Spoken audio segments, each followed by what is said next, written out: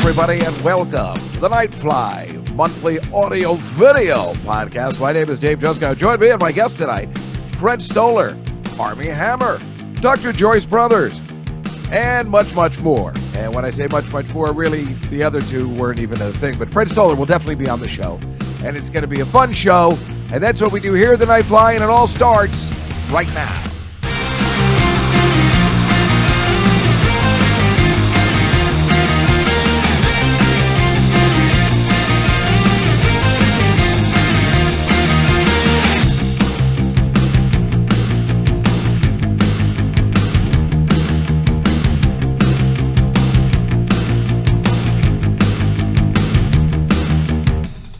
Hello, everybody, and welcome to the show. My name is Dave Juskow. This is the Nightfly Podcast, the monthly audio and video podcast that we love to do every so often so you can see everything we're talking about and do whatever we need to do and show you whatever we need to show you. And April of 2021 should be no exception. This coming out on April, the 26th or 7th? I don't know what it is, on a Tuesday. Also, as you know, the Comedy Cellar show this week will premiere. The comedian Liz Mealy will be promoting her book, Why Cats Are Assholes. That's hilarious. And the musician Julian Villard, who I played a little bit of you last week. Hopefully you enjoyed it as much as I did discovering him myself. And we'll show a little bit about him and his videos and his music, and he'll be able to play a song for us tonight. So that should be quite entertaining. That's all on the Comedy Cellar Nightly Show, 7 p.m. live, Tuesday on the Comedy Cellar Nightly channel on YouTube. The week after, for May the 4th be with you, we have Alex Sulkin, the showrunner and lead producer, executive producer, a Family Guy. Why wouldn't we have? I asked Brian Posehn, I don't know if you know who he is, but he is the end-all person you want on a show as a comedian to be on May the 4th. But of course, he's busy. He's in The Big Bang Theory. He plays the geologist Bert, and he's been on countless of other shows, let alone appeared. I remember telling him, I can't believe you were in the Fantastic Four 2. You must be so excited. And something else that's so amazing that, being a comic book nerd, to have appeared in any kind of comic book format. I'm missing the most obvious thing. Wow, what a dream come true. Let alone being in The Big Bang Theory, which is all about comic books and stuff like that. So I can't imagine he thought that would even be a thing years before. But he's busy on the 4th, so I'll have to find somebody else, and I'm sure I'll find somebody delightful. But Alex Sulkin should be good. We'll talk about Family Guy, Blue Harvest, and the Star Wars themed shows that they've done. And of course, we even have a picture of Alec dressed like Alec Guinness from Ted 2, which he is the writer of, Ted and Ted 2. Ted, as you know, being the greatest comedy really of all time. Yeah, I went there because it's awesome. Way awesome. Well, so here we are. There's a couple things I want to get through, and then we'll bring in Fred Stoller. I needed more time with him. He was on my show, but I needed some more time to ask some more Seinfeld questions and some other questions, and that's why I thought we'd have him on today and talk to him. And actually, I'm taping on Saturday. Tomorrow, Susie Felber, if you remember our guest from a month ago exactly, when we were talking about the Yield Triple In, I'm actually going to her house tomorrow to look through those cards. So she has forgiven me and may even cook me some dinner. Although my nephew wants to stay here on Sunday, which I'm really upset about. Well, I'm not upset about it. I'm not upset about it at all. I'm not upset about it at all. I had a bad day yesterday. This has nothing to do with Billy. I'm glad he wants to stay. I'm just a freak. I've lived alone for so many years. And during COVID, I think I've lost my mind. Though I think I haven't. I think I have. Yesterday, I flipped out. Rachel Feinstein invited me and Memo over for dinner. And, she called like around 3 o'clock and said, oh, so the Keith Robinson's going to be at the Cellar today. You know, I hate getting a call from somebody the day we're supposed to do something. It's always bad news. I don't know why I pick up the phone. And the plans changed and I flipped out. And then my friends Lee and Laura wanted to come. And then they were like saying, we're getting a babysitter at 7:15. And I was like, 7:15? We're going to be at dinner at 7:00. They're like, no, we can make it late. Like, people keep calling me and want to do stuff that's normal, but nothing is normal yet. You know, so like Sophia called on Tuesday night after I did my show, and she goes, Dave, you can't believe this. Dave, me and my girlfriend, we're going to Cancun tomorrow, but we want to come over and drink at your house. You know, so we'll see you at 10:00. I'm like, 10:00? Are you guys crazy? It's going to be Sophia, beautiful Sophia, and you know it's going to be our hot friend, and they want to come over and drink. I'm like, no, let's, kids, I'm in my pajamas by 9:00. You clearly didn't understand. She goes, well, then we'll meet at a bar by your house. I'm like, it doesn't work that way anymore. You just can't meet at a bar anymore. I don't think that's a thing. And maybe, I don't think it is, but everybody's like Lee and Laura are like, oh, we'll meet for dessert. And I'm like, dessert? There's no second place anymore. You have dinner and then everything closes up. I mean, maybe it's not that cut and dry, but I think it is. I think like everybody's acting like everything's back to normal again, or maybe I'm just not ready for it. So obviously it's me. I'm insane. I don't want to invite two girls over because I'm like, no, that's my bedtime. I wonder, I guess in my 20s, I probably would have had them come over. But now I think, no, I would have done that then. No, I wouldn't. But hey, I'm exhausted by that time. I'm a mess. And then I canceled Rachel's thing because it just got too complicated. It got too complicated for me. We were on the phone. I was just mad. I'm so mad at Lee and Laura.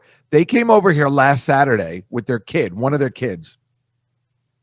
And they came over because, you know, I got the video games behind me. You can't see, you know, but if I took off the green screen, you'd be able to see. I got the Pac-Man machine. I didn't put together the driving machine yet because I like to wait because it bothers Joe Messina to no end. Did you put it together yet? Did you put it together? I'm like, no, I'm going to. It's funnier not to do it. It's worth the price of paying for it and not putting it together and just leaving it really there forever because it drives Joe crazy. For what reason? Who even knows? He's never coming over again. He's never going to let me over again. This is a nightmare. Anyway, so the kid comes over. So she wants to come over all the time. You know how I feel about Lee Maracus' kids. I don't really care for him that much. But she's older now. She's like, 10 or 11 or whatever she is. And she seems more fun still, though. But anyway, she comes over. The Pac-Man machine's on. She's just going crazy. She just learned how to. The first time she ever played. So they were here for hours. Then she's like, yeah, you got anything to eat? And I'm like, I don't know. I got some cookies. And she ate the whole thing of cookies. She said, you got anything to dunk this in? You got milk? You dunk this shit in? Like, yeah, all right. I give her like milk and cookies.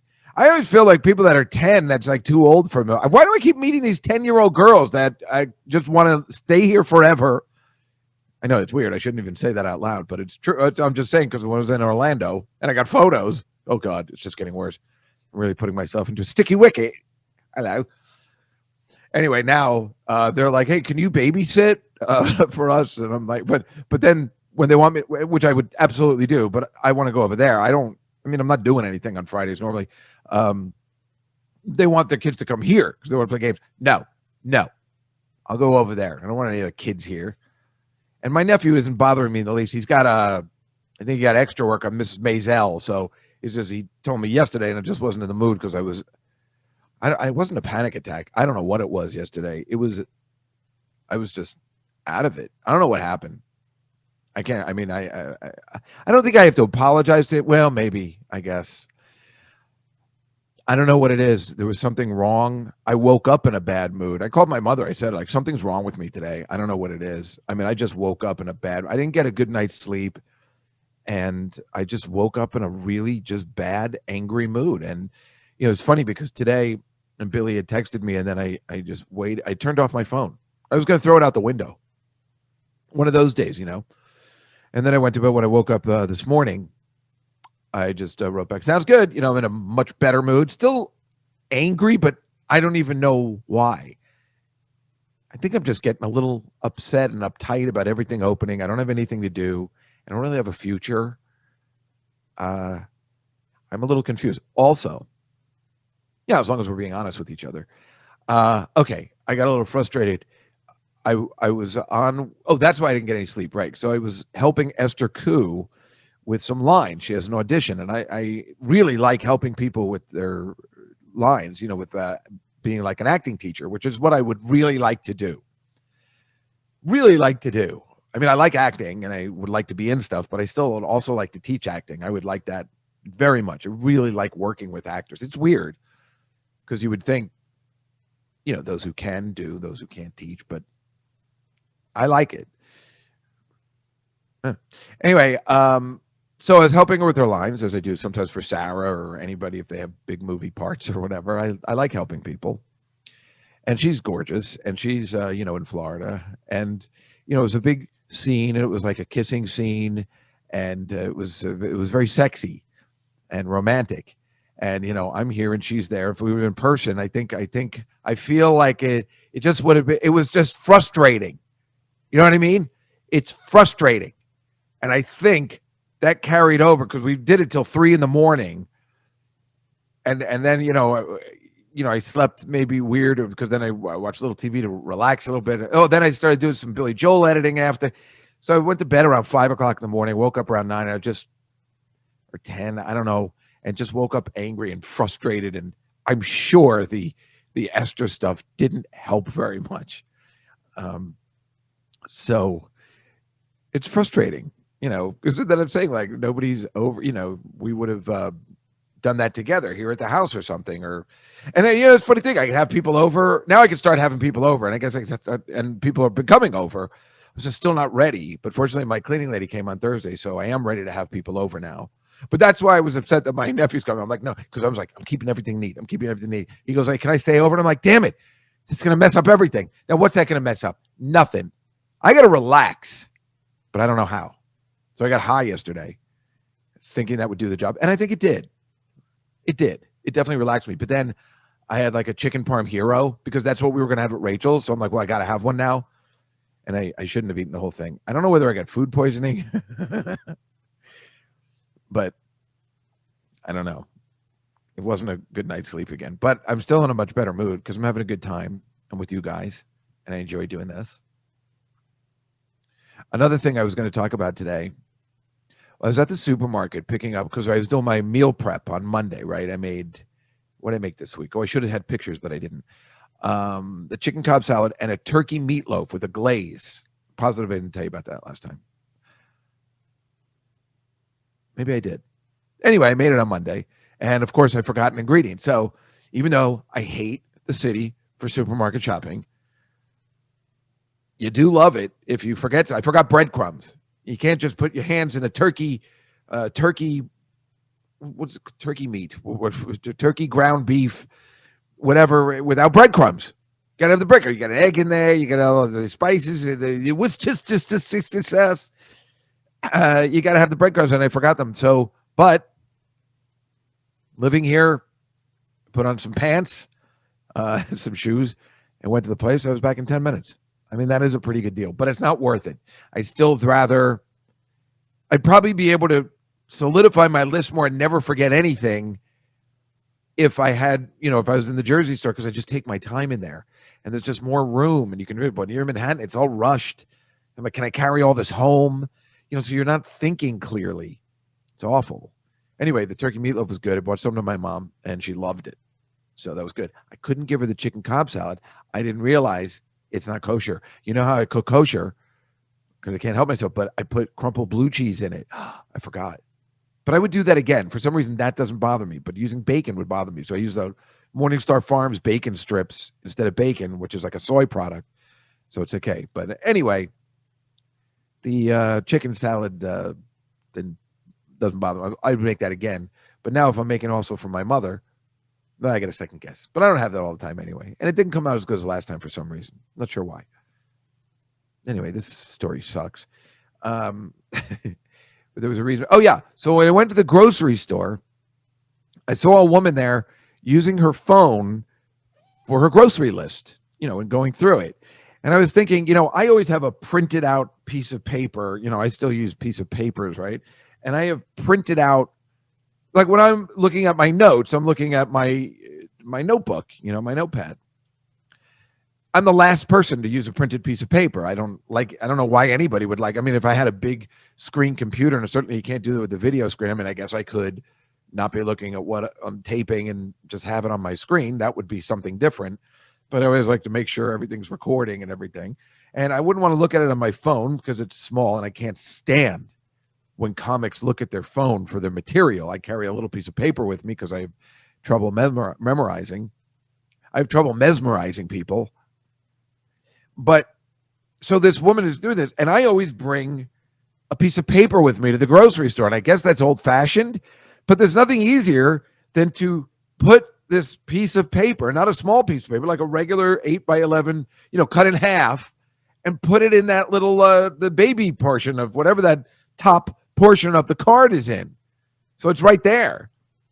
I mean, it just seems easier than your phone turning it on all the time and checking and scrolling to have the piece of paper. That doesn't seem like old man shit. That seems like just an easier thing to do. No? Just a thought. I'm confused of where being older gets to where just being more practical leaves off. I don't know what I'm saying. So I want to, I got some slides I want to show you from last time, but I feel like was there anything else I wanted to tell you before we bring in Fred? No, I think that's about it for today. Well, I'll see you on the flip side of the interview, and then I'll remember if there was anything else I needed to tell you, but I'll just show you a couple of slides, and we will talk to Fred about Seinfeld and us working together and how that works, and asking the ultimate question, after you do Seinfeld, why are you working on a USA Network show with me? But that's Hollywood. I'm Tom Bosley, and that's Hollywood. Oh, my word. And that's Hollywood.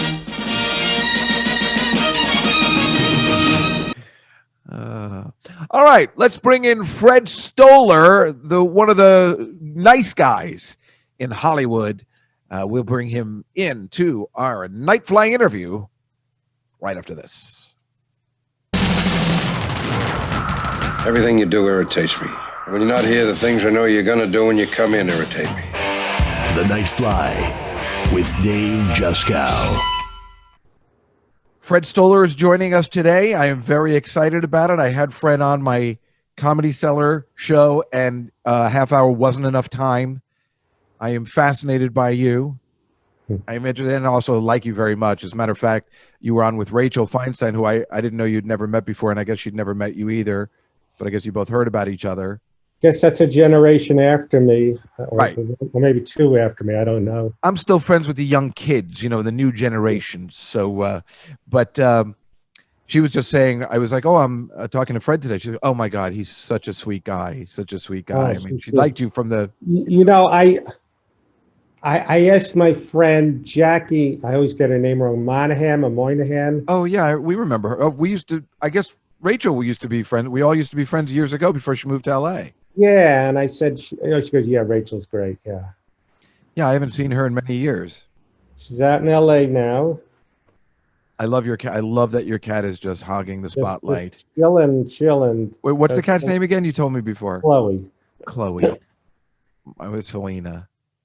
I love it because, you were, do you have a black cat? Because the reason I got a black cat was because of Sabrina the Teenage Witch, which you actually happened to be on, which was very exciting for me since that was my favorite program, which it shouldn't have been, but it was. Get out of here. Why was that your favorite program? Because I have issues and I found her to be attractive because I'm a pervert and an old man and disgusting. But of course I was very young at the time, but still apparently legit. If too old to like her. What's her name? Melissa Joan Hart. Right. But I also loved Salem. I mean, I loved the fact that there was a talking black cat. So yes, you add in that girl who was okay. Look, whatever. It didn't matter. But then I enjoyed. Then I liked Caroline Ray. Obviously, and the talking black cat. I mean, that's my favorite thing. A puppet cat. Well, it was fun being on the set because they also had real cats that were rescued from the pound. Really, there were scenes where Salem had to walk. And it was a real cat momentarily. So that was kind of funny. That is cool. I didn't know that. And then what did they do with those cats after they were finished with them for that day? I'm sure they didn't put them down. No, there were some agencies that takes animals and trains them to be on shows, and I don't think they put them down when they don't act anymore. No, I guess not. But I know that because I was on TV Funhouse, and that's where I first saw these, animal people that bring the animals. Oh, that's right. Yes, they have a whole slew of animals ready for TV stuff. Isn't that funny that those animals are doing better than us? Yeah. No, I used to love TV Funhouse.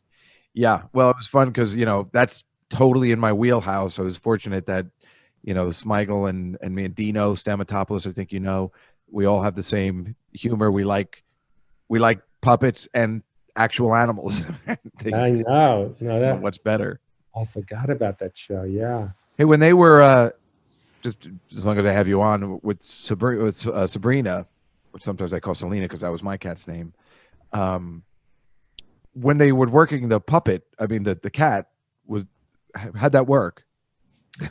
Well, Nick Bakay, he did the voice. There was like a puppeteer, a woman I remember. Actually, would Nick just be in the background and feed them lines? What do you mean? There wasn't a studio audience. No, I know. But was Nick when they were doing the scenes with Salem? Would Nick just say the lines, then they'd add it in later? And he had a great job, which I think they're bringing the show back. I heard that too. He would, not have them memorize them and just be on the side and say them, and the puppeteer would move the paws and stuff. It's so brilliant. I play clips from it all the time. Meanwhile, did you see the Chilling Adventures of Sabrina? No, what is that? Is that the gritty, like Riverdale version? Yes. No, I haven't seen it, but yes, I'm an old guy, so I grew up reading Jughead comic books, and me too. And then it became this gritty, they have in season 3 or 4, whatever it was of the last season, they had a surprise where Sabrina went into an alternate universe, and it was the television show universe, and they actually had Caroline Ray and a talking cat, and it was great. Oh wow. I was really excited because I saw every episode. I'm obsessed with Sabrina not just because they're hot, but because they have the talking black cat. I like that, and that's why, I remember the first one I was on, he died, Eddie Albert Jr. He was in Butterflies Are Free. Not the guy from Green Acres. No, his son. Oh. The second one, I was a warning man. So I just they put a siren on my head, and it was goofy. Who directed yours? God, I don't remember. Okay, well, I'm only asking because I was making fun about a couple of months ago. I was watching it. It was from the beginning. It was on Antenna TV every day, so I just kept taping them. And I saw that Melissa Joan Hart directed one. And I was just making fun because, maybe she was 20 and she's directing Martin Mull. And I'm thinking Martin Mull's got to be like, you got to be fucking kidding me. What the fuck is this kid? I remember, he was on the second episode I was on, but we weren't in any scenes. And I said, Martin Mull, wow, am I able to say I worked with you? Because we were in the same episode, but we were not in the same scene. And he goes, well, our name's on the check, so we could say we work together. So nice. It's like my old joke. I'm able to say you're a college graduate. My mother said, I said, what good does a college degree do? She goes, you'll be able to say you're a college graduate. Like I'm not able to say it now. Like I try, I go, I'm a graduate. So am I able to say I work with Martin Mull? That's a big question. That is from 1989 from the Young Comedian Special. Sure. Which I remember very David much. Spade, Rob Schneider. Yeah, David Spade, Rob Schneider, Jan Karam. And 2 people who aren't alive anymore. To you? 2 people. You're taking the other people like Warren Thomas. He's dead? Yes, and Drake Sather. Drake Sather is dead too? I was thinking about that. I didn't know him, but I remember. I actually wrote a book, a Kindle single called 5 Minutes to Kill, about what happened to everyone from that Young Comedian Special. Oh, It's like my Seinfeld year is a Kindle single. Yes, and I it's wrote one about the 1989 Young Comedian special. I know, and it's a problem for me because I don't have Kindle. So I'm going to show you something for a second that I was, I like to promote everybody's stuff, and for some reason, if you could maybe shed some light on this, can you explain to me why your other book, maybe we'll have you back, is $890? But you got to send that. Could you send me that or where did you find that? When I was going to buy the book before I had you on. You could get it cheaper than $890. Can I? It says here maybe I have a chance of getting it for $775. What the fuck? That's what I'm asking you. Could you? I don't. That doesn't make any sense. I will absolutely send you that, but I went on Amazon because I'm like, you know what? I'll get the book before I talk to him because that's what you're supposed to do as a host, as a good host. I'm having Liz Mealy on the show, on the Comedy Central show. I don't know if you know her, on Tuesday, and she wrote a book, so I want to buy it beforehand because it's polite. No, this book, get the paperback. Well, I don't mind getting the paper. I'm just saying it wasn't even available except for $890. And although I was very excited you were going to be on the show and I want to do right by you, that was a little much during a pandemic. Yeah, I could even send you a free one, No, I don't want it. I want a paper. But how do you explain that? I've never seen, no offense, but Stephen King's book are a little less than that too. It's a little weird. Just some alternate universe, like the Sabrina universe, where I'm it's like F. Scott Fitzgerald, maybe we're tripping. I don't know. But congratulations on being the highest paid author in history of books, more so than Mark Twain. And yes, it's unbelievable. Yes. But Fred, if you don't mind, sure. I have a bunch, and I'm sure you get asked this all the time, and you wrote the book, My Seinfeld Year, but I haven't been able to read it because I like to read regular books, so I'm on the screen all the time, so I'm not that kind of person, Yeah. When I do read, I prefer, and I like to support people, so I like to buy the actual book, and I like to show them that I bought the book, But anyway, if you don't mind me talking about Seinfeld a little bit, I am completely fascinated, and it's just it's amazing, a coincidence that season 6 has been on Channel 11 here in New York City this whole past month or so, and so that was the year you were on Seinfeld. You and I met. We were writing on that show Strip Poker, which I mentioned on the Cellar Show, you, me, and Bonnie McFarlane, who got me the job there. And that was in around 1999, 2000. Yes. That's after Seinfeld. And boy, is that a Hollywood story, I guess, because I always wondered what happened in between. I know you were a working actor and you were doing all that stuff, but how did you get the job on Seinfeld in the first place? If you don't mind me asking these questions that are clearly in your book. I wasn't really going that route of, I always use this example, which no offense to Mike Rowe, there's another Mike Rowe, a comedian Mike Rowe. Well, you and I know the comedian Mike Rowe, yes. Yeah, not that he's, the template of people in the public know, but when I did stand up with him in the 80s in New York, he dreamed of being, what's his name, Rob Petrie, and sitting around a writing table. He had the dream of being a TV writer. That was never my thing. Like when I did the stand-up in the 80s with Gilbert Gottfried and Eddie Murphy, who, as who mentioned you the other day on Mark Maron's podcast, for Christ's sakes, unbelievable. And Rob Bartlett, the 80s comedians, George Wallace, Jerry Seinfeld. There wasn't this world we knew, like now people go to Harvard and it's their career and they write for the Thing and they know you get deals, you be a TV writer. That wasn't really even in my periphery of a dream to be a sitcom writer. I mean, here I am sitting in an apartment with a cat and, yes, I could have had a nice, if you're a careerist, like a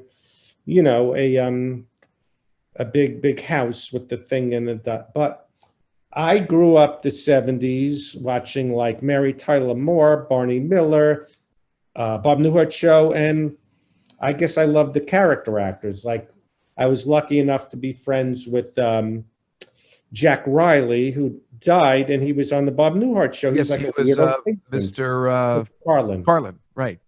So I guess, And he was in an episode of Seinfeld, yes. which So made me upset because it was a very small part for such a great Yes. man. So And he was also in History of the World Part 1. Sorry. I'm Yeah. getting- He, I like the character actors too, which is why I felt So honored to talk to you as well. I related to character actors. I never thought I could be a star. I didn't have much self-esteem, but I like the weirdos that popped up, on those shows.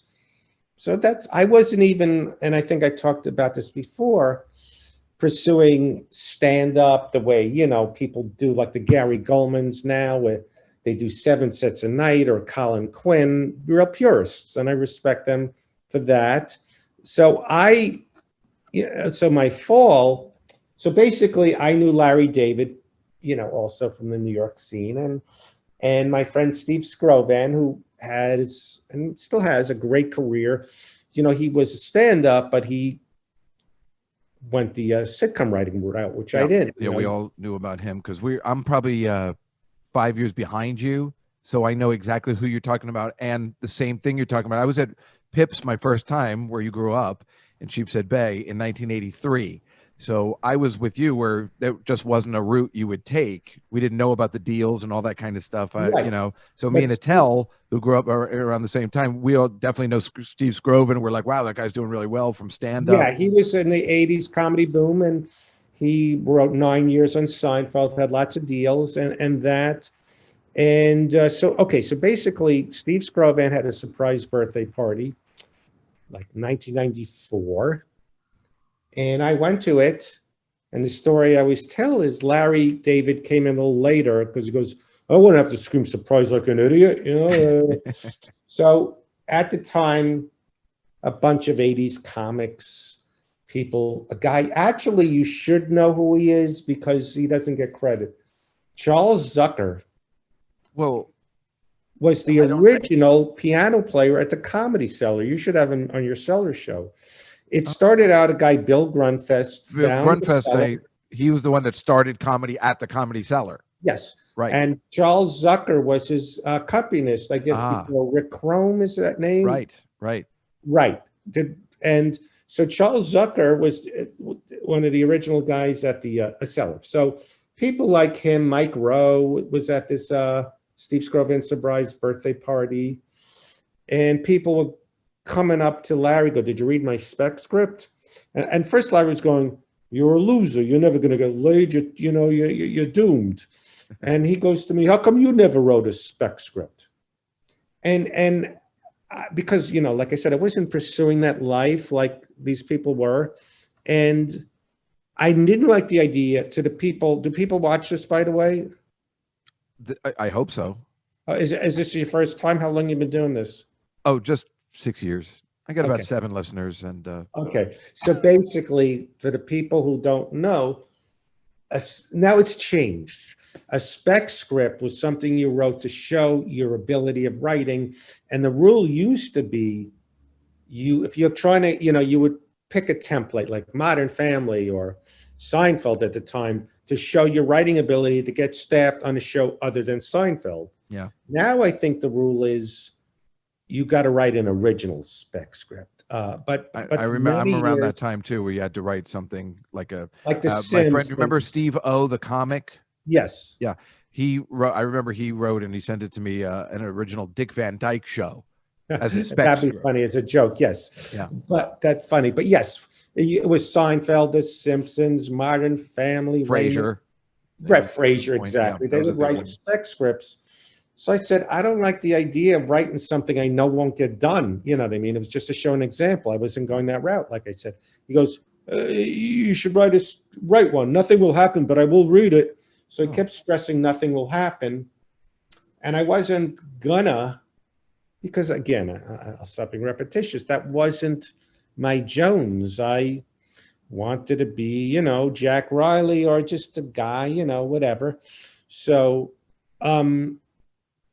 yeah, and it would seem, and I would never survive at an aggressive writer's table, and there's a lot of reasons. So,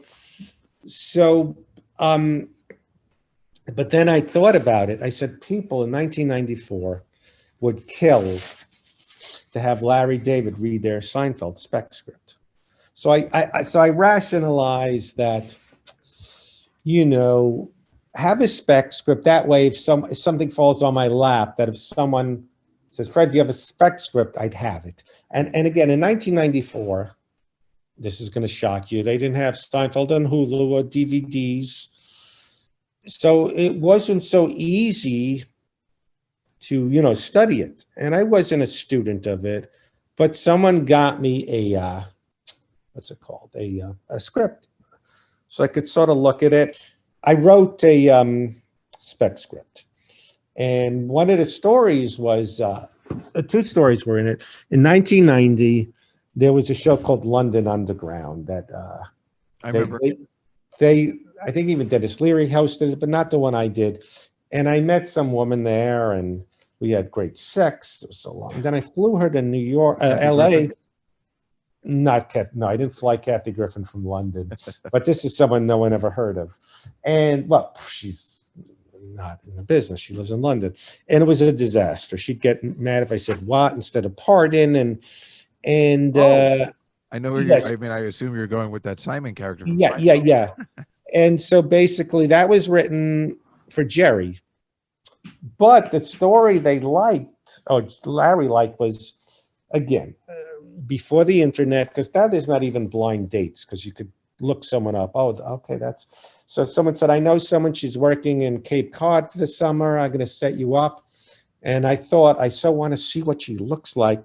I thought, what if I hired a police composite artist to sketch it? So I get excited. Oh, yeah. So that was the, I think that was the George story.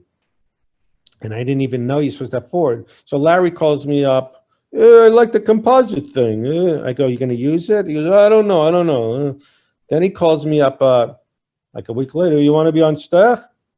So at the time, before the Harvard writers came in, and so you're just saying that you just told him a couple of ideas, and then he called. No. Not at the party. I went home. No, another time. Yeah. I did send in the spec script. Oh, you sent it in. Okay. Yes, You didn't say if you finished it or not. So. Oh, no, but the London story and the police composite. So, no, I actually wrote it up. Oh, so you wrote the story with Simon. That was your spec script. Yes, that For was Seinfeld. the Jerry story. That was the Jerry story. And then the George story was the police composite. At the time, they were eating up and spitting out a lot of stand-ups, again, from the 80s. Like a guy, Bill Masters, from the 80s. Well, yeah. Who else is in that? Don McHenry, Bob Shaw, Steve Stroban, right? Bob Shaw was on. John Heyman. I know Mario Joyner was around that time too. I don't He know. wasn't. He wasn't on. He He would hang out. He was on. And a guy, John Heyman, who actually helps him with Curve now. So I was shocked, but I seemed to fit in the template. Like he thought, stuff, could be for George stories, like, oh, he's a quirky guy. We like the thing. Let's try him on Seinfeld. And that's one of the only shows where Larry David didn't have to get network approval or Castle Rock. Oh, like these guys. So by the time you were on, they were at number 3 in the ratings. So I guess they just let them do whatever you wanted. When you came on, they went to number 1. When you left, they went back down to number 2. How do you explain that? That's something I got to brag about. But Your season was the number 1. Yes. So basically, you sat there and you invented the character of Kenny Bania. Yes. It was unbelievable. And what happened was, so it turned out that the thing with the London, that was too loserish for Jerry. I would pitch stories, and Jerry, you can't have him be neurotic, obsessive, cheap, a victim, stuff of a woman, that doesn't want to sleep with him. So the composite thing, so you had to pitch a Jerry, George, Elaine, and Kramer story and have them all intertwine. So luckily, I went to the Beverly Connection, and Hollywood, bumped into this comedian, Bruce Smirnoff, who said, "Hey, I'm huge. I've been working out with weights. I went from a 40 to a 42. What size suit are you?" And I didn't know. Never had a suit. Because you want this brand new Armani suit, which wasn't brand new. And it turned out, he said it was $1,000. It turned out, I had another legendary name. Would you know a guy, Pete Fogel? No. Yes. Wait, did he do Woody Allen imitation? No, that's Barry Mitchell. Who, by the way,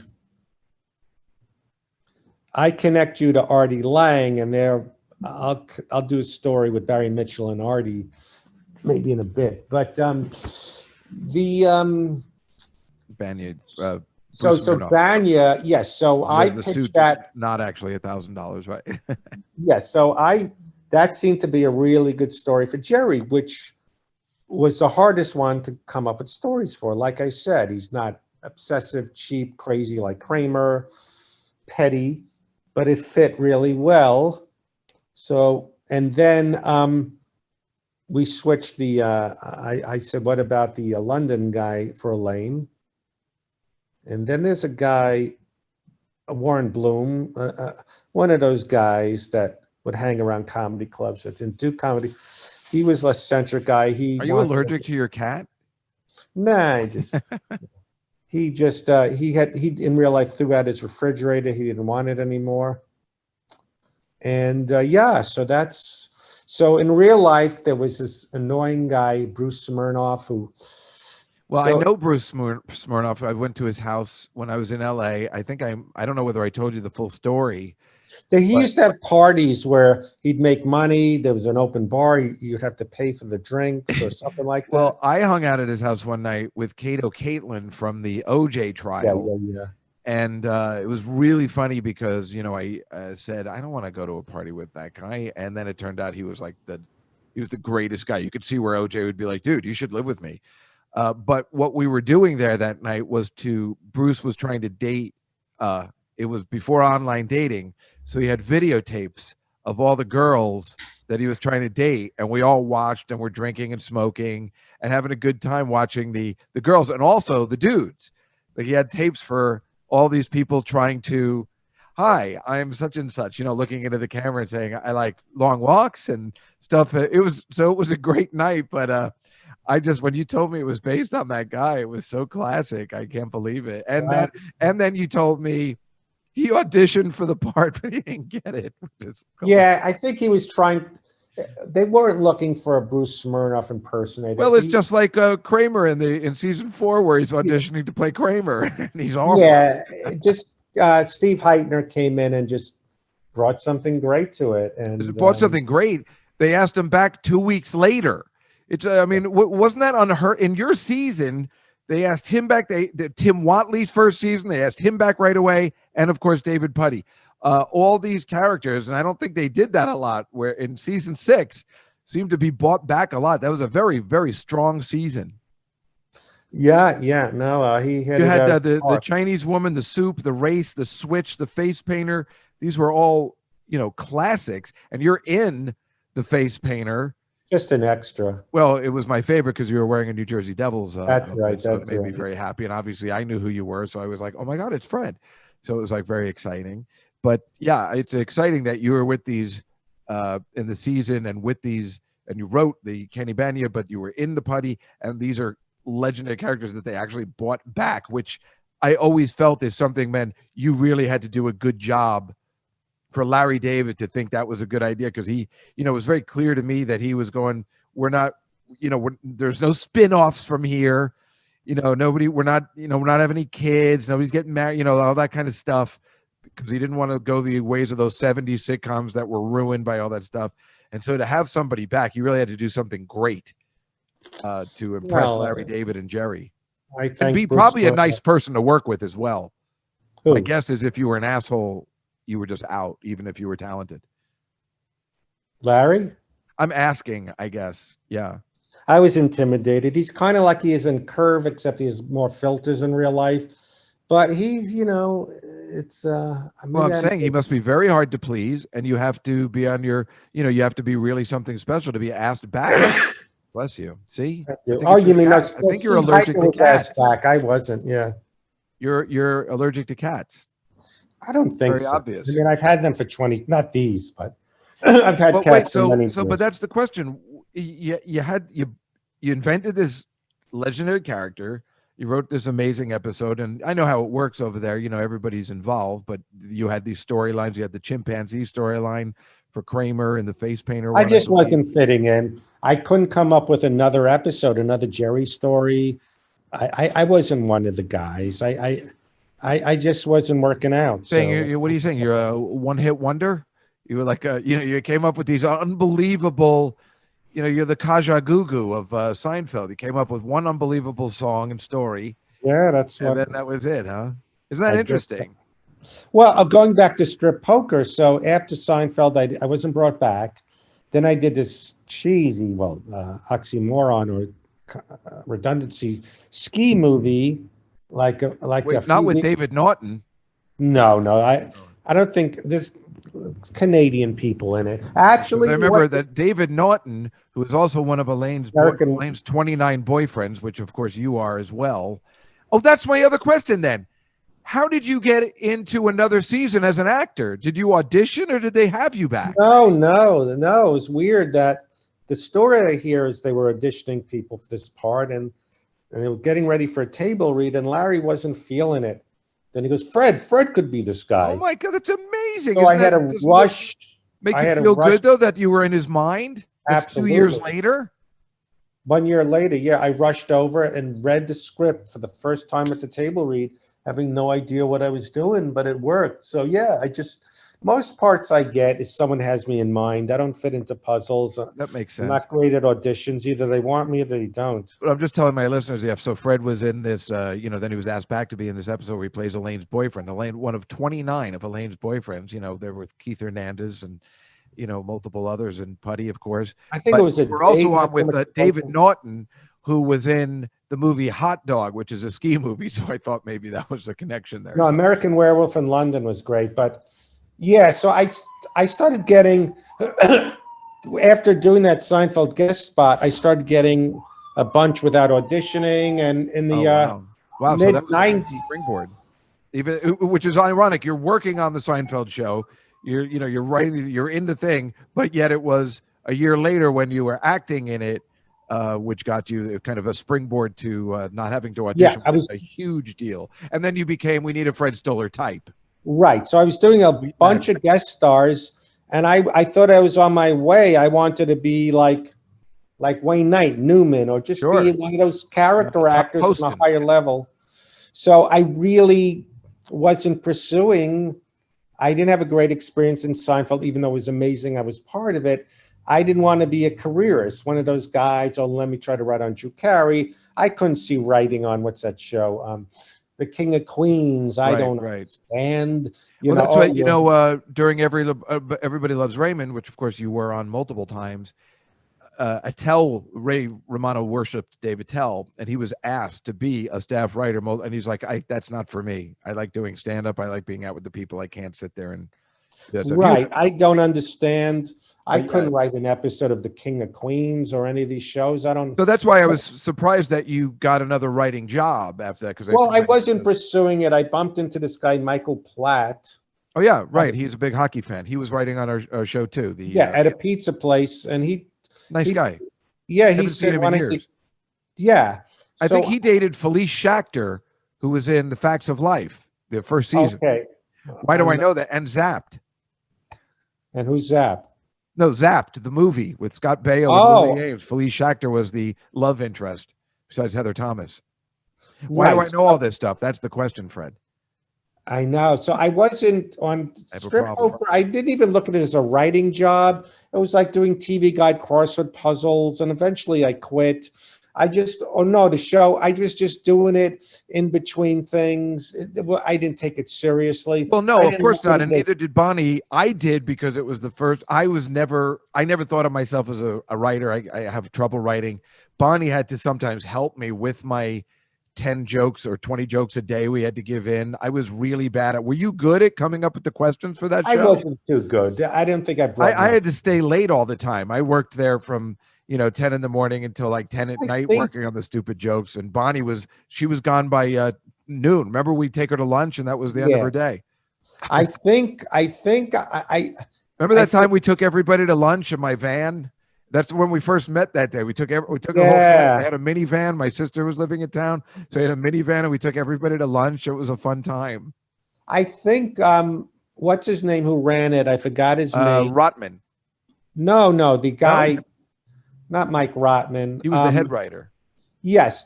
There was another guy, I forgot his name, who was the executive producer. Now, there was another guy also that was working. He was a 15-year-old kid. Do you remember that kid? Yeah, Sam Levine. Seinfeld. Levine was his name or something? Yes. Now, I remember when we were working together and he was on Freaks and Geeks. And why, he was a 15-year-old that was writing with us. It was very embarrassing for all of us. And Freaks and Geeks had just gotten canceled and he was crying. And we were in the parking lot together and I had to talk him down that things were going to be okay. We're sitting there writing on strip poker in our, 30s. And he's, 15 and he's like, his career's over. I'm like, it's going to be okay. Look, you got everything going for you. I just was there. I remember they were really nice to me. So I did it for a few weeks, but I didn't look at that as... Well, what I was fascinated by is that I left town. I wasn't really living there. I was staying, I was there for about 6 months or so. And then when I left, Sarah called me, Silverman, and she got a message on her machine because she was, we didn't have cell phones at the time, that I got hired for another show, which I didn't even apply for, which was called Street Smart. So it seems like once you got one of those gigs, you could get more and you could totally make a career out of that, which I found very fascinating. Not that you'd want that career, but some do it, but yeah, they recycle the people. I remember when we were there was a guy, an older guy, maybe at that, well, who knows, you know how like when you think somebody's 70, but we're only in our 20s, so they were probably just 40. But there was an older guy there. I don't know. He was really weird. I don't know if you remember him. He smelled horrible, cigarettes and stuff and booze. And he used to write for the Spider-Man TV series with Nicholas Hammond, which I worshipped as a kid. And I was talking to him about it because I remember I was like, oh, that there was a great backwards car chase in that. He goes, I wrote that, like, and so I was so excited that a guy who was writing on the Spider-Man TV series was also writing on the show. But then it was, because it was exciting for me. It was my first time out there and everything. But then it gives you the kind of blueprint where people can get lost, in this world where you're writing for Spider-Man for CBS and then, you're writing for strip poker, but you were just doing it on a lark. I also have another question. The season you were in, they had the switch, and Jan Karam was in that. Were you friendly with her? I know you guys did the Young Comedian special together. I was friendly with her at that time as well. During that time in 2000 or maybe a little later, my friend Danny was dating her. Danny Vermont. Yes, and he's been writing on Bill. I'd known her. We knew each other in New York. She's very nice. Yeah, we knew each other a little bit in New York. Of course, we did the Young Comedian special. No, we've been friends. But did it have anything to do with you for her to be on that show, or she was just a friend of everybody's? And because he used a lot of the comedians that we knew, which was always, I loved about it. Like I said, seeing Bob Shaw in it or Mario Joyner and people that we knew from starting out that, Jerry and Larry used, which was great. The people from back in the day, like Steve Scroven or something like. I had nothing to do with anyone being on Seinfeld. So it's just a coincidence that the two folks who were on the 1989 Young Comedian special happened to be on that same season. Let me just say, if I was on staff that season, it doesn't mean I was not involved with nothing except for my stuff. Really? You were on your own. There was no table. No one comes up with ideas together like at Raymond or other shows. Oh, is that right? Oh, well, that's the question. That's why I didn't put in. There was the first day, Larry goes, that's your office. That's your office. All right. Come to me when you have ideas. So what you're saying is if you were credited for writing an episode, you really wrote that episode, whereas the other shows, they credit the people for writing, but it's a group effort. Very rarely, once in a while. That's fascinating.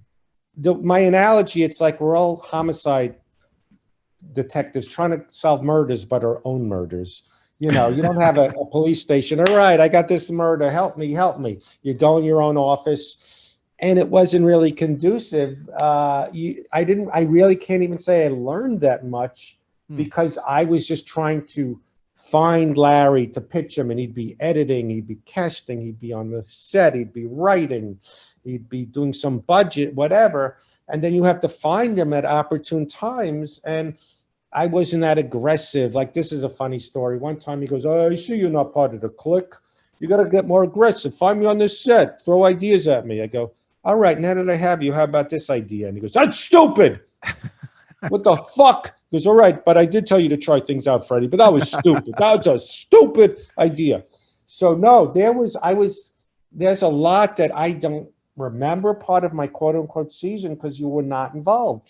Even when they did tape nights, we were just like security guards. Like moving on to Jerry's apartment, the writers. It wasn't one thing about Seinfeld when they did the table read the first day.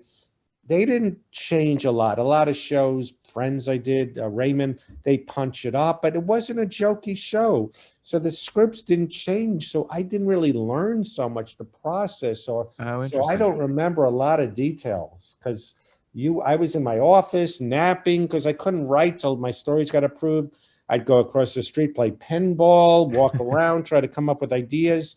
That's why people like that memoir, My Seinfeld Year, because it was just this weird misfit trying to figure out how to maneuver. I mean, I thought on the number one rated show on television at the time. Yeah, it was. I thought it was like my favorite year, like this joyous experience being on the top show. This is my Seinfeld year, a not so joyous experience being on. Turns out Alan Swan is an alcoholic.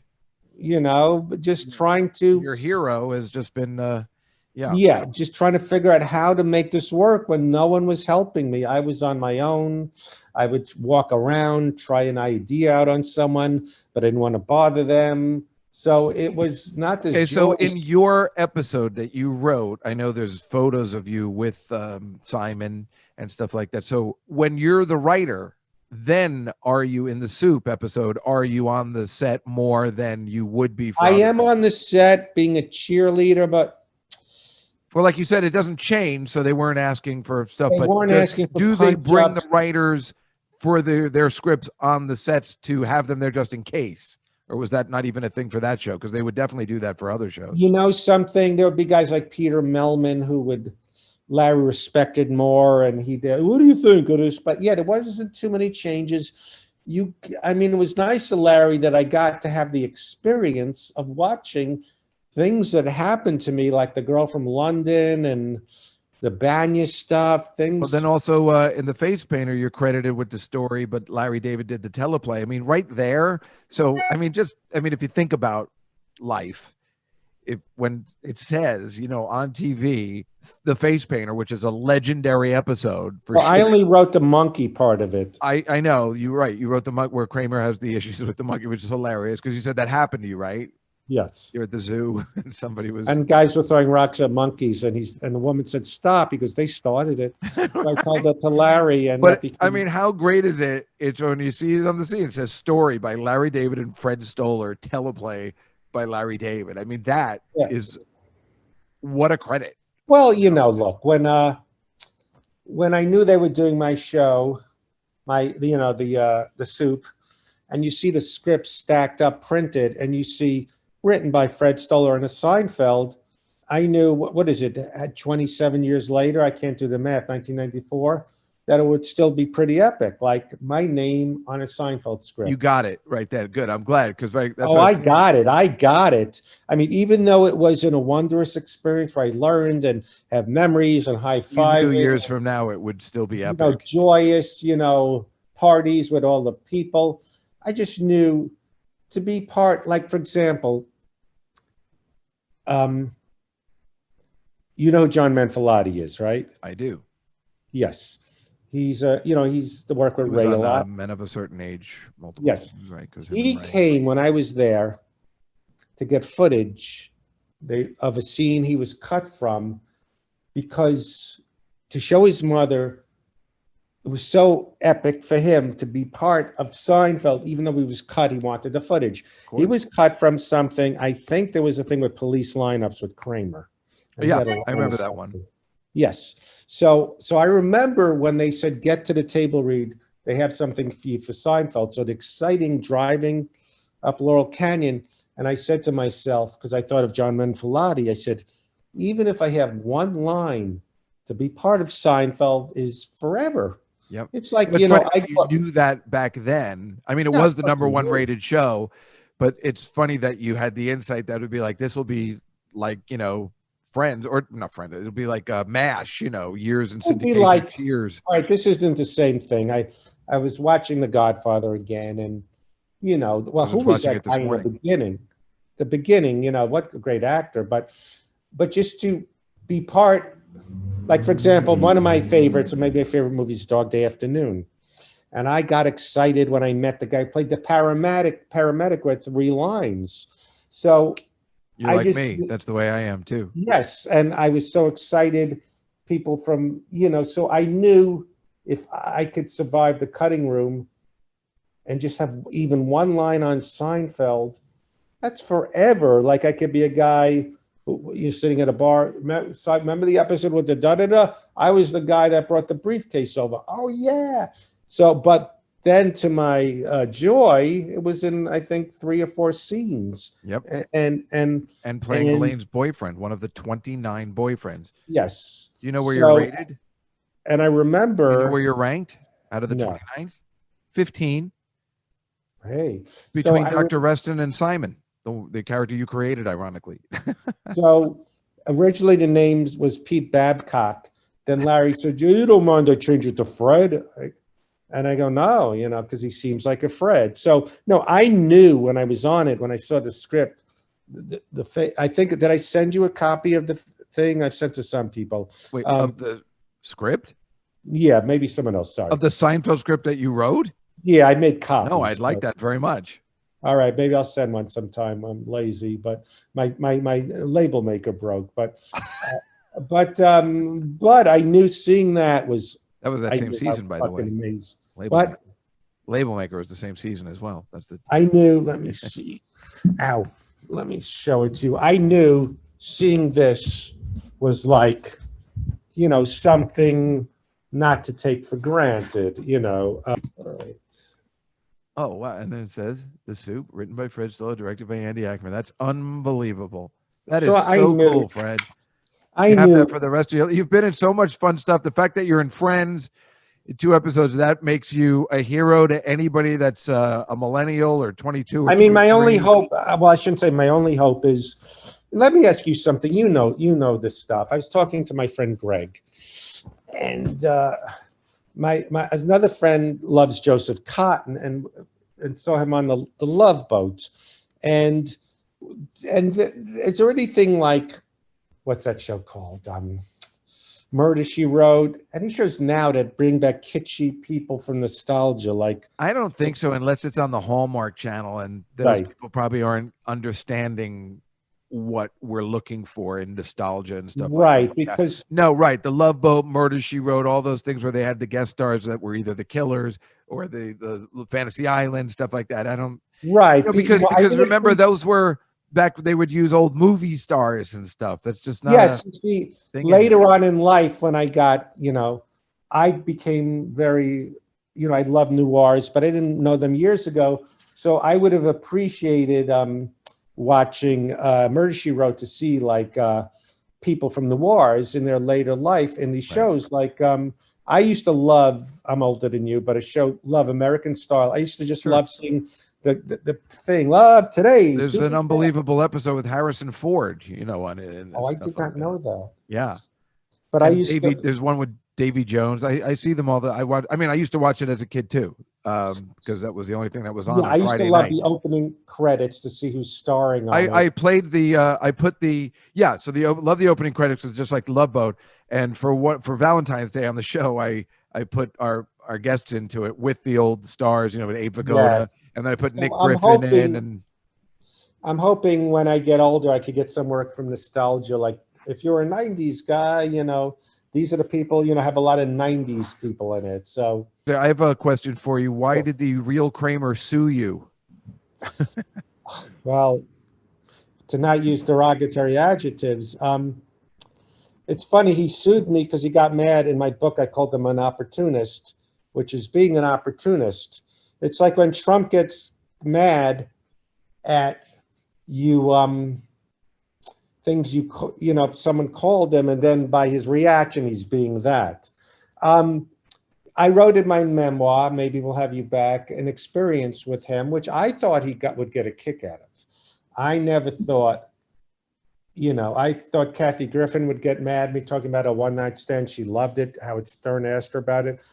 I just described staying with him in Manhattan Plaza and his Kramer reality tour.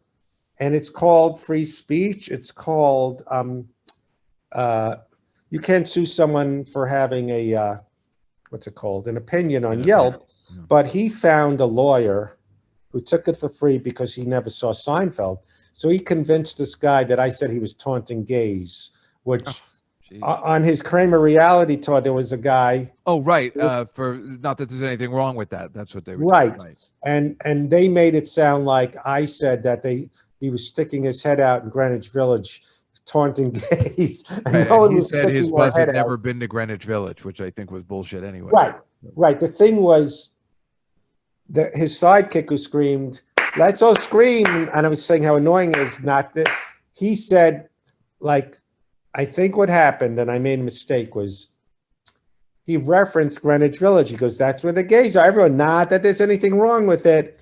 And I think by accident, I wrote, when the bus passed Greenwich Village, he had them all scream, not that there's anything wrong with it, which is called a mistake. It's not, so now it would never happen, this law, because they have strict in LA and in New York anti-slap laws, where if you can prove the case is frivolous, which this was, they throw it out. And eventually they did throw this out. Yeah. Like but you got in trouble for both of your books for some reason. You keep getting lost. Oh, then look.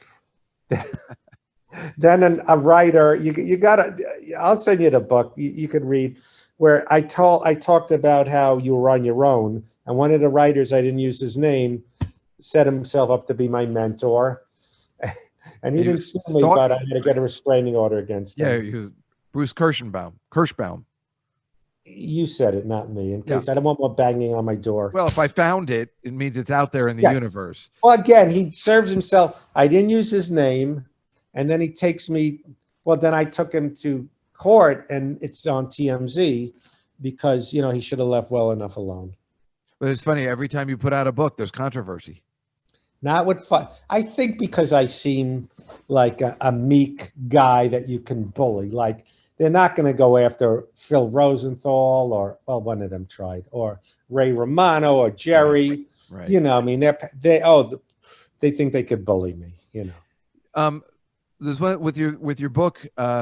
Maybe we'll have you back. Sometimes on the show, I've only done a couple of guest star roles. It's nothing, 2. But right. I remember I try to tell people how difficult it is to be a guest star when you're on a series that's been going multiple years, because you really feel like an outsider. Yep. That's what my book's about. Yeah. The people have inside jokes that are on the show. And if you don't nail your scene, they get angry because, it's very difficult to go from show to show like that. Although it might seem to some people, well, that's so much fun. What could be the issue? And that was the book is about. You're walking on eggshells. Yes. Yeah. You're walking on eggshells. Yeah, definitely. Isn't that odd? Because it seems like so great. Yeah. Well, I know my nieces were very excited that I was talking to you because of Friends. Go figure, right? That's like the most popular show. I love that. Yeah. Came out. Yeah. Yeah. Like I said, you were about 5 years older. So, me and Attell were already in awe of you and your greatness, by 89, because we just started out, I started in 83, but then I was still in college. So I really started around 87, 88. And we were already, I was talking to Wendy Liebman as well. We were already in awe of her. Right.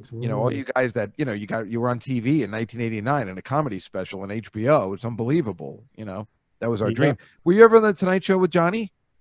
Only once. It wasn't a good set. I mean, Because I already had done it so much on HBO and yeah, but still, what an honor, because we would always say about Jan Karen, because Jan Karen got the okay, she got the yeah. which is now It apparently an wasn't equal sign. magical when I did it. I had already done my act so much on, Evening at the Improv. They all blended in. Do you still do stand up? No. Okay, that would have been horrible for me to just say, "Do you still do it?" And you're like, "What? Yeah, I'm on the Tonight Show tonight." Actually, Wayne Fetterman's on the Tonight Show tonight. Oh, okay. Very I have excited to about think. that. Jimmy Fallon. Yeah, Jimmy Fallon, exactly. Yeah, so that's so great. You were on with the Tonight, because Wendy Liebman was on with Johnny Carson, and we're from that school where if you were on with Johnny Carson, you are the shit. That's our age group, where the other kids today have no concept of how amazing that was and how hard it was to get on. Yeah. Anyway, Fred, thank you so much for taking the time out today. Thank you, David. Really say hi to everyone. You're all great. Well, it's good to see you. Have a good weekend. You too now. Bye. The Nightfly. What an imbecile. What an ultra-maroon. Running away won't save you. Don't you believe it. The Nightfly with Dave Juskow. Well, he's a rather pleasant fella. Certainly seems like he's allergic to that cat. So I don't, just be honest. But it's what a nice apartment in the sense of just has a lot of sunlight. It's a little too much for a Zoom show, but it's so much different than mine. It's conducive to happiness, that sunlight. And I live in a dungeon, technically. Sure, it looks bright in the set that we're using here, but no, I remember I always told you, I always thought about using my bedroom as the living room because it's so sunlight, because I'm only in my bedroom when it's dark, right? So I should just spend more time in there, but you don't want to spend, the bedroom is for sleeping. Everybody knows that. You're not supposed to hang out in your bedroom unless you're a 15-year-old girl. But I always thought about making the bedroom, when I first moved in, making the bedroom the living room, but then people would have to walk through my bedroom. I've mentioned this multiple times. And, what do I live in, a railroad apartment? What am I, 20? I can handle something like that. People walking through my bedroom to get the living room. No. So this is the way, unfortunately, that it has to be. All right. I'm going to share my screen.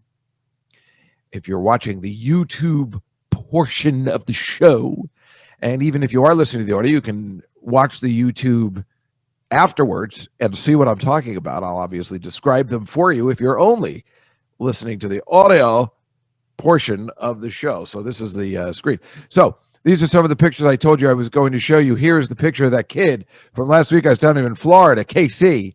Remember I told you how cool he was? Remember I told you he was carrying the Diet Coke, and he was, being like, hey, yeah, it's been a minute, huh? Remember I told you he was like he was like the Damone of his generation, but this is the way Damone would probably dress.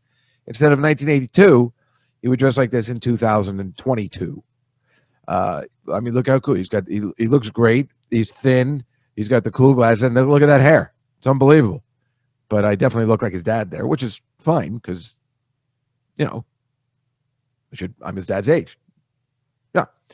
Anyway, that's what I wanted to show you. And this was all the oysters I was talking about last time. That's Katie and Michaela. And those are all, look at that beautiful, how many dozens is that? Is that like 50 oysters? You think, look how beautiful it looks. Oh my God, it's making my mouth water as I'm thinking it. You can see Kayla just staring at it. She's like, yeah, I'm going to eat all this. And then I'm going to pass out on the couch. Remember I told you I took this picture. I'm just going to pass out. Yeah, so you got to see the YouTube portion so you can see the passed out with the leg over the couch and just completely passed out, which is hilarious because it's the same thing when she's so passed out. The kids, this is a reflection from the glass, are just sitting there watching TV with their aunt passed out for hours on the other side. And you see the kids terrified because I think they were watching a scary movie.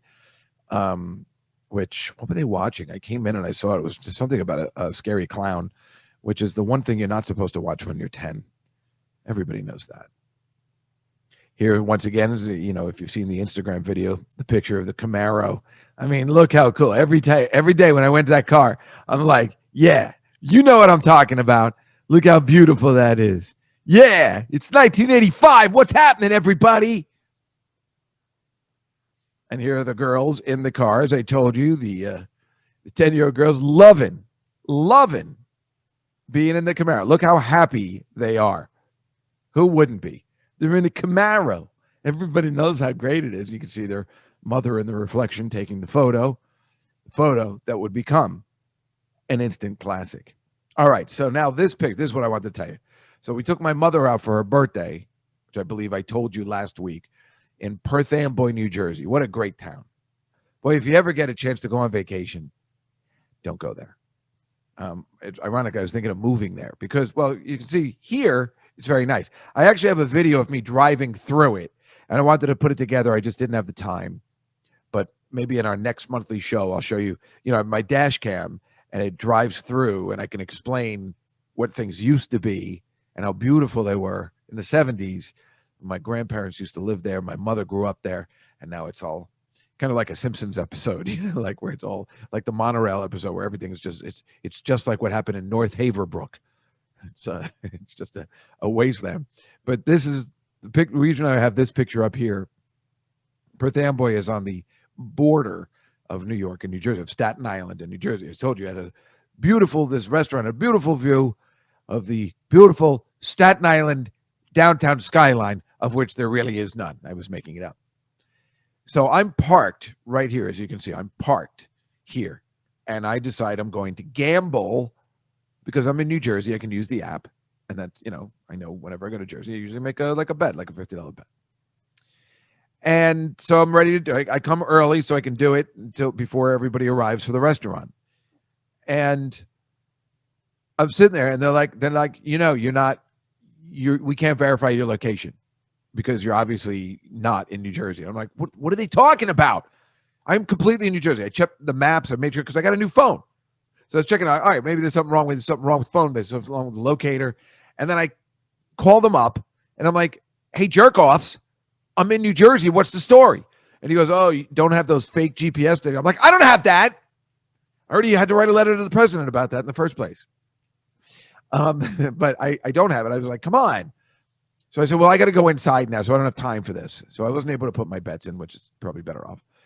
And when I came back out, I got an email from them saying, you're too close to the border of wherever you are, and that's the reason. And I'm like, oh my God, that makes so much sense. Because you see where I am here? When you see it on YouTube, I'm going to zoom in, and look how crystal clear. Look how crystal clear this camera is. Look at it. I'm zooming in. This right here, where I'm pointing across the water, is Staten Island. You can see it's almost like you could definitely swim there if you're under 50, I guess, if you had to. And why anybody would want to swim in that water, I don't know. I'm just saying you could.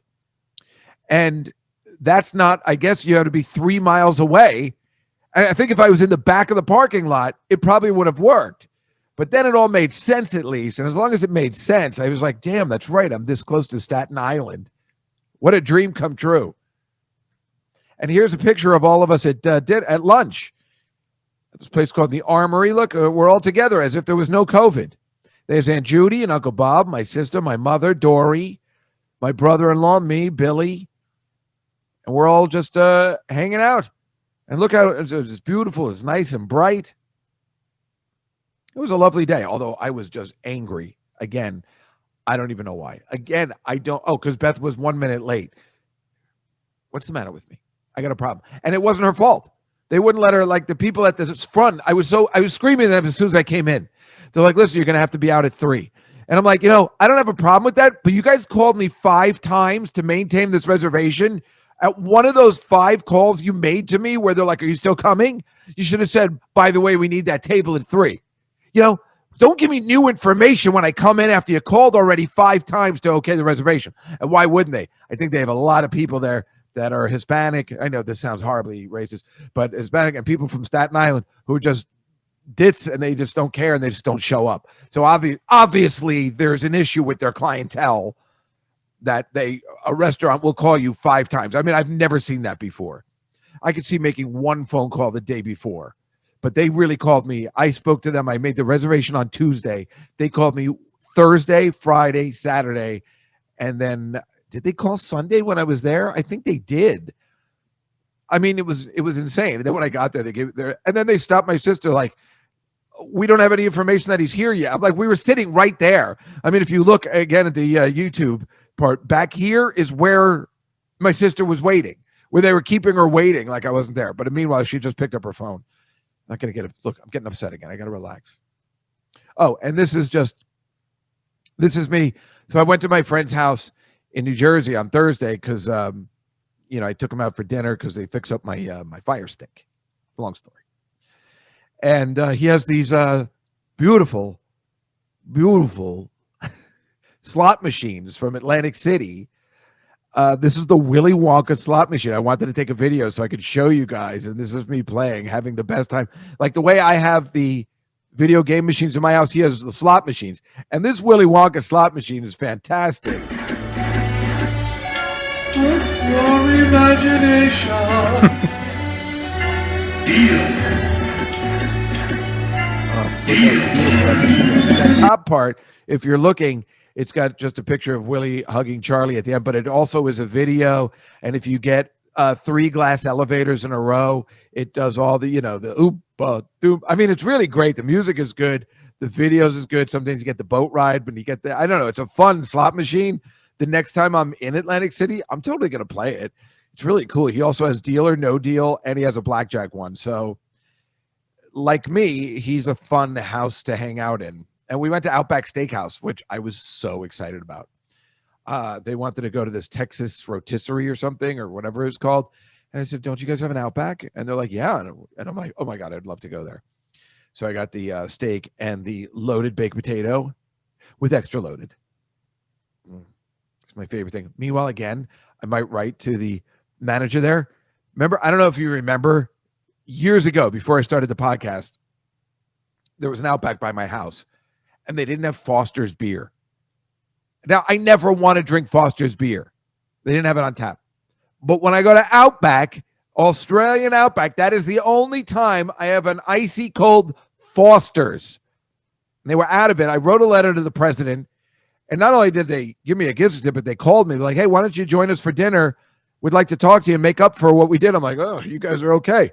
So again, go to the Outback in New Jersey. Oh, wait, we don't have Foster's on tap. We just have the oil can. I'm like, that's fine. But still, the fuck? That's like the one thing you got to do. You got to have the bloomin' onion, which I hate, but you got to have it. Can't just go, if you go to Outback and be like, oh, we're out of that today, jerk-offs.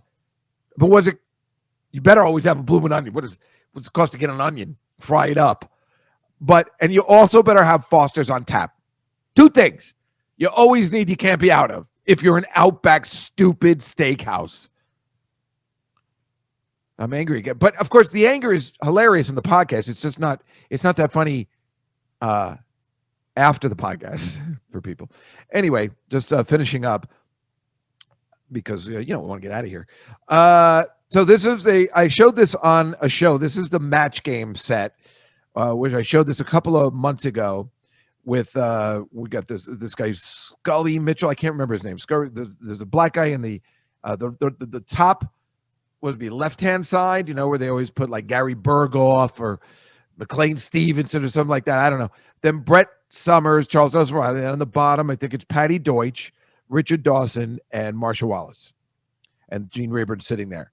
And I pointed it out because everyone is dead except for the black guy on the left-hand side, this Scully Mitchell, whatever his name was. And the only reason I brought it up was because he was sitting there smoking on the actual show. And it's funny that he's 90 and he's the only one alive. But then I was watching, which has nothing to do with smoking, maybe. But I was watching it again on Wednesday, and I took a picture of this picture, which is now it's Ed Asner on that top left-hand side, Brett Summers, Charles Nelson Riley, Marianne Mobley, if you remember her, I think she was a Miss America a long time ago, Richard Dawson, and Patty Deutsch again, and Gene Rayburn all sitting there, and everyone's dead except for the guy in the top left corner, Ed Asner. So, what is it about that top left-hand corner that's keeping people alive? Of course, I did just mention McLean Stevenson, and he's dead. So, but Gary Berghoff is alive. I don't know. I'm going to try and do more research if there's something about that. I got to find out who else is in that top left-hand corner that's keeping everyone alive. Clearly, once you play match game. So I don't know. I just found it fascinating that, that there's one person still alive, and it's the fattest guy on the show. The other guy was smoking, and this guy is the fattest, most obese guy in the show, and he's still alive. Everyone else in that photo was thin and in shape. Well, not Brett. I think Brett Summers used to smoke a lot, but whatever the case may be, hilarious. What I'm trying to say is I'm going to live forever. That is what that means. So I can eat all the chicken parms, get as high as I want, drink as much as I want. I'm going to live forever. It's like a cruel joke because I'm always going to live on the precipice of not having enough money, just having enough money, or just having to. It's very clear to me now that that's the way it's going to end. And when I say end, it's never going to end. It's never going to end. Oh, who cares? Cares schmares. What, we have a good time today. That's the most important thing. Look, I'm doing my Ruth Gordon imitation because everyone knows who that is. And it's like, that's not going to be such a famed comedic. What's your father? Right? You're going to worry about nothing. You got to want to live a little. I'm doing my Ruth Gordon imitation. Where? What other podcast are you going to see that? None. Thank you very much, everybody. Listen, what a great show we were able to bring to you today. I'd like to thank my guest, Fred Stoller, for taking the time out to join us this lovely day. Don't forget Liz Mealy, Julian Villard. I would like to think anybody that likes this podcast will very much enjoy our new friend, Julian Villard. And he will be performing on the show the week after that on May the 4th. Be with you, Alex Sulkin from Family Guy and Star Wars. I'm just saying he's from Star Wars. And on the Billy Joel podcast this week, we will be releasing Allentown, finally, and An Innocent Man. As last week we were doing All You Want to Do Is Dance and something other bad. I don't know. It's just two bad ones that nobody cares about. So at least we're releasing Allentown and An Innocent Man, not my favorite. And then two more, and we'll be finished with the A's. Move on to the B's. It's a lot of work, but it's super fun. Anyway, that is the Nightfly for this week. We will see you on May the 4th be with you. I mean, we're definitely going to do something Star Wars themed. We have to. May the 4th be with you. I like saying it, even though everybody's like, ugh, I hate that. But I don't hate it. I like it. As long as it's the original Star Wars. Or The Mandalorian. Ooh, you should watch that again. All right, folks, we'll see you next week on the Nightfly. I'm Dave Juskow. Have a great week, everybody. Good night.